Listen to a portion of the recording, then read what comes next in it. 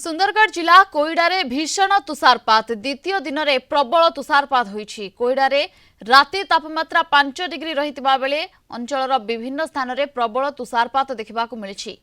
खोला पड़िया गाड़ीर उपर भागरे बरफर चादर ढांकी होई रहिछि। तुषारपात जोगु अंचलर जनजीवन अस्तव्यस्त होईछि।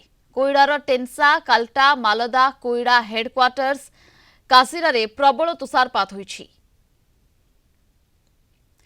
सत्यनारायण मिश्र बणाई रिपोर्टर आम सहित सीधासख जोड़ी होती सूचना और आलोचना। सत्यनारायण वर्तमान केमती देखुंट 5 डिग्री तलक वर्तमान तापमात्रा खसी जनजीवन अस्तव्यस्त वर्तमान तुषारपात हो जहाँ जना पड़ी। प्रियंका देखो जदिओ कह जहाँ कि कोईडा एवं जाड़े थरुची जहाँ कि अस्तव्यस्त कर दौची। काली राति रे आमे देखुतली ठाणे ठाणे निया लगी बसी जहाँ कि एते मात्रा शीत लोक मैंने घर जहाँ कि 7:30 कहला बेलू सुनसान धीरे धीरे लोक मैंने घर मुहाउले कहीं थंडारे से आउ रही पारनी। जदिओ आमे देखा देखो जो पछरे गोटे गाड़ी अच्छी देखो एबे भी बरफ रे पूरा देखो तार पूरा संपूर्ण भाव ढांकिना अच्छी देखो पूरा बरफ अच्छी जदि ताको आमे खोलुचे देखो के बरफ बाहर सब पूरा सब जेते अच्छी गाड़ी सब समस्त देखो ये अवस्था अच्छी जहाँ कि जाड़ रोचे निजक भी ठिया बेलू जहाँ कि थर लगुच मानते एते हाथ कलाप्स भाई लगुच। ये अंचल अधिवासी को पचारूली कहले ये हूँ आम नीतिदिनिया भाई कथा आम अभ्यस्त हो गला तथापि आम शीतर रही पार्नु घरे निहाती आम भर रोचे। जदिओ आम देखो 7टा बाजला लोक जनशून्य एवं भी लोक घर बाहर ना ये समस्त देखो एवं खरा देवु तार बरफ तलिया आरंभ करदेला पानी तार देखीदेला।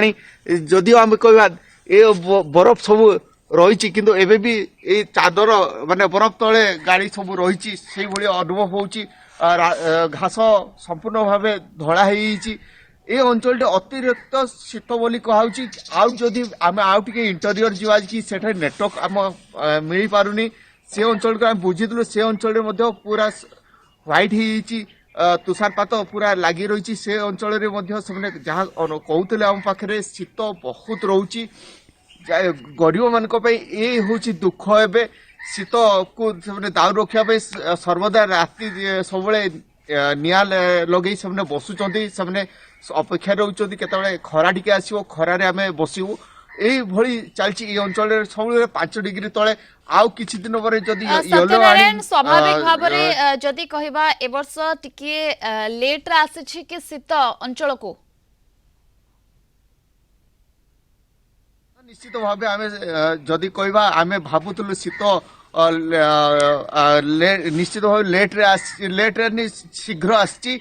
पूर्व वर्ष आम पाखापाखि 25 रु परे बेसी शीत अनुभव करता किंतु ए चलित वर्ष शीघ्र आसी लोक किंतु जदि प्रथम थंडा जहाँ कि बहुत लेट रे आसी जो आम वर्षा है वर्षा पर थंडा धीरे धीरे माड़ी आसा किंतु हठात थंडाटा हठात बढ़ी जहाँ फल अस्तव्यस्त हो पड़ते ये अंचलवासी।